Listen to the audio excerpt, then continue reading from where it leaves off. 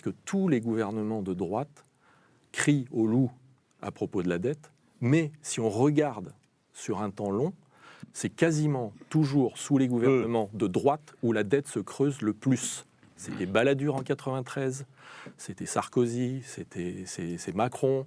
Et pourquoi ?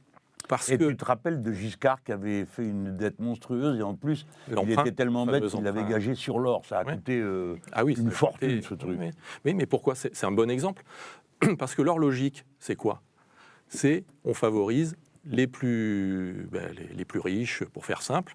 Donc, on réduit l'impôt sur les plus riches, suppression de l'ISF, la flat tax, etc., etc.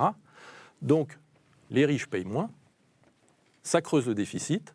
Derrière, il faut emprunter, et qui prête ? Les plus riches, qui gagnent 2 fois. Une fois en baisse d'impôt, une autre fois en rémunération de la dette.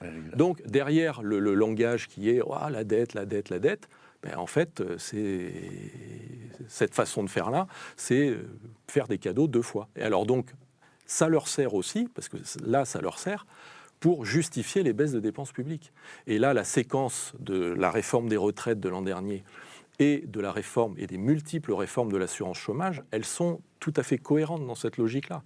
La réforme des retraites, c'est, vous voyez, il faut baisser les dépenses. Alors, on ne tape pas dans n'importe quelle dépense, on tape dans les dépenses de protection sociale. Parce que là, il y a un gros pactole à privatiser, faire des retraites privées, complémentaires, etc. Bon, donc, on bascule à la retraite à 64 ans.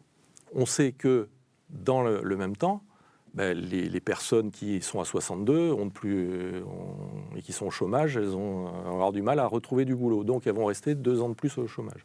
Donc, deuxième lame du rasoir, eh bien, on va réduire les allocations chômage.